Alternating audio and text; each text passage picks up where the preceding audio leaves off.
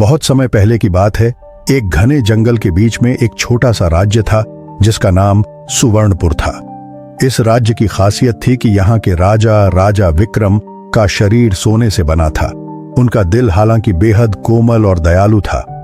राजा विक्रम अपनी प्रजा की भलाई के लिए दिन रात काम करते थे। उनकी यही अच्छाई उन्हें और उनके राज्य को खुशहाल बनाती थी। लेकिन राजा के सोने के शरीर की खबर दूर दूर तक फैल चुकी थी। यह बात लालची और स्वार्थी लोगों को खटकने लगी। एक दिन पड़ोसी राज्य के राजा भूपाल ने सोने के राजा को पकड़ने और उनके शरीर से सोना निकालने की योजना बनाई। एक अंधेरी रात में भूपाल के सैनिकों ने सुवर्णपुर पर हमला कर दिया। उन्होंने राजा विक्रम को बंदी बना लिया और चुपचाप उन्हें जंगल के उस पार ले गए। सुबह जब प्रजा जागी तो पूरा राज्य स्तब्ध था। राजा विक्रम महल में नहीं थे। राजा के सबसे प्रिय मित्र और सेनापति अर्जुन ने तुरंत घोषणा की, हम अपने राजा को ढूंढकर वापस लाएंगे। उनका लौटना बहुत जरूरी है। अर्जुन और कुछ वफादार सैनिक राजा की खोज में निकल पड़े। रास्ते में उन्हें एक बूढ़ी महिला मिली जो जंगल के पास एक छोटी सी झोपड़ी में रहती थी।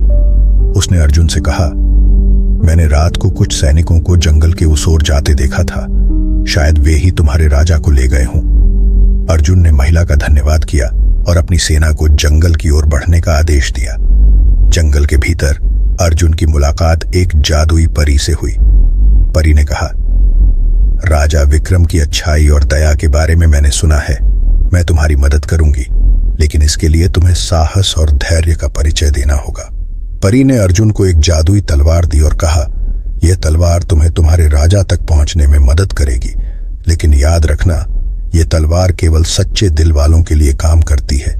अर्जुन और उनकी सेना ने तलवार के जादू से भूपाल के किले का रास्ता ढूंढ लिया। किले में घुसते ही उन्हें राजा विक्रम एक कमरे में बंद मिले। उनकी हालत खराब थी। अर्जुन ने तुरंत राजा को मुक्त किया और भूपाल के सैनिकों से युद्ध किया। परी के आशीर्वाद और अर्जुन की वीरता के कारण वे युद्ध में जीत गए। भूपाल को राजा विक्रम से माफी मांगनी पड़ी और वादा किया कि वह अब कभी किसी पर अन्याय नहीं करेगा। राजा विक्रम के लौटने पर सुवर्णपुर में उत्सव मनाया गया। प्रजा ने अपने राजा को देखकर खुशी से झूम उठी।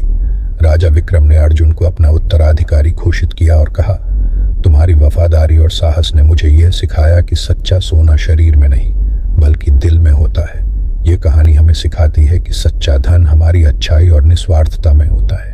बाहरी चमक धमक से ज्यादा मूल्यवान हमारा चरित्र होता है।